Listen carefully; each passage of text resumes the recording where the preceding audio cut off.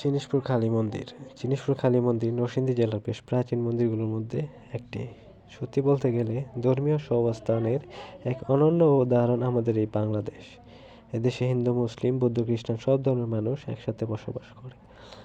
বাংলাদেশে অবস্থিত সকল ধর্মাবলম্বীদের নানাবিধ তীর্থস্থানের মধ্যে অন্যতম একটি পুণ্যতীর্থ হল নরসিংদী জেলায় অবস্থিত শ্রী শ্রী জিনিসপুর কালী মন্দির।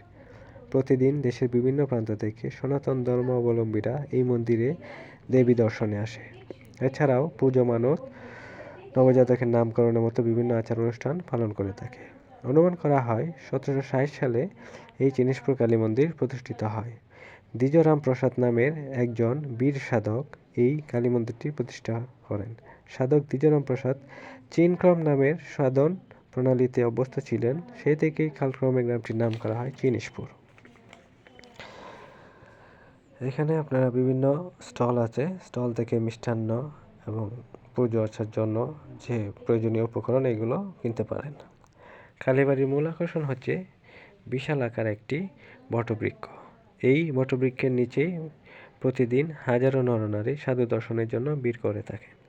আজ থেকে প্রায় 250 বছর আগে সাধক দ্বিজরাম প্রসাদ জ্যৈষ্ঠ মাসের অমাবস্যা তিথিতে ইষ্ট দেবতার নামে দক্ষিণা কালী মূর্তি স্থাপন করেন। তারপর থেকেই এখন অবধি এখানে সনাতন ধর্মাবলম্বীরা তাদের পূজা অর্চনা মানত করে থাকেন।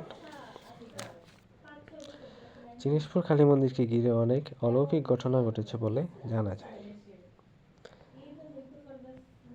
এখানে বিভিন্ন তীর্থযাত্রীরা তারা আসেন, এসব বিভিন্ন মানত উপলক্ষে এখানে গাছে তাদের মানত করে তারপর এখানে বেঁধে রেখে যায়। এখানে পূজা অর্চনা করছে, আপনি দেখতে পাচ্ছেন বিশাল আকৃতির একটি বট গাছ। মন্দিরের পিছন দিকে ওই দিকে একটা ছোট বট গাছ আছে, কিন্তু এটা বট গাছটির বয়স প্রায় 300 বছর। মন্দির প্রতিষ্ঠিত হওয়ার আরো 50 বছর আগে থেকে বট গাছটি প্রতিষ্ঠিত হয়। এখানে যারা আসেন তারা গাছে বেঁধে যান তাদের মানত করা মনের ইচ্ছা বা বাসনা। এটা মন্দিরের বটগাছের সাথে অংশ। এখানে বিভিন্ন দূর থেকে যা যাত্রীরা আসেন তারা এখানে গাড়ি পার্কিং করে রাখে। মন্দিরের পিছনে জায়গা আছে, এটা মন্দিরে ঢোকার একটা গেট। দুটো গেট আছে মূলত। এটা মন্দিরে একটা গেট, এখানে দেখতে পাচ্ছেন দূর থেকে আসা যাত্রীরা তাদের গাড়ি পার্কিং করে রাখেন। এখানে বাচ্চাদের অনেক এন্টারটেইন করার জন্য ঘোড়া আছে, এখানে ঘোড়া দিয়ে বাচ্চারা ঘুরতে পারে, মন্দির ঘুরে দেখতে পারে, এই সুব্যবস্থা আছে। জিনিসপুর কালী মন্দির প্রতিদিনের অনুষ্ঠান মালা সকাল, দুপুর ও সন্ধ্যায় পূজা অর্চনা, ভোগের ব্যবস্থা রয়েছে। বার্ষিক অনুষ্ঠানের মধ্যে বৈশাখ ও জ্যৈষ্ঠ মাসের প্রথম অমাবস্যায় কালী পূজা অনুষ্ঠিত হয়। এই উপলক্ষে দুদিন বিরাট মেলার আসর বসে। এই মন্দিরে জমির পরিমাণ প্রায় 8.5 বিঘা, প্রায় 2 বিঘা আয়তনের একটি বিশাল পুকুর রয়েছে কালীবাড়ির অভ্যন্তরে। তবে ভক্ত তীর্থযাত্রীদের রাত্রি যাপনের কোনো সুব্যবস্থা নেই। দেখতে পাচ্ছেন আপনার বিশাল একটি বট গাছ।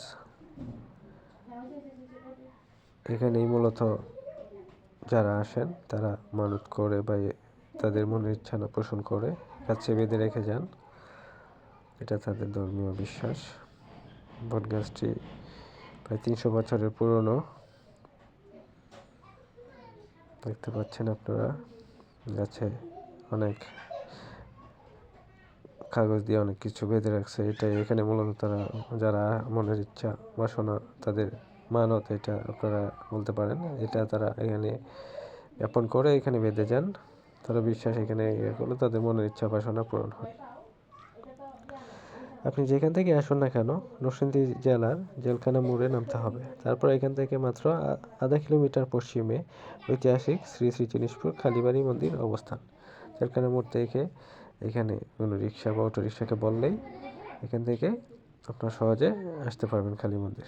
এখানে দেখতে পাচ্ছেন ভক্তরা বা তীর্থযাত্রীরা যারা আসছে তারা পূজা অর্চনায় ব্যস্ত। প্রতিদিন বিভিন্ন নরনারী এখানে আসে বিভিন্ন জেলা থেকে। এটা সামনের গেট, এছাড়াও ছোট গেট আছে। প্রাচীন একটি জায়গা।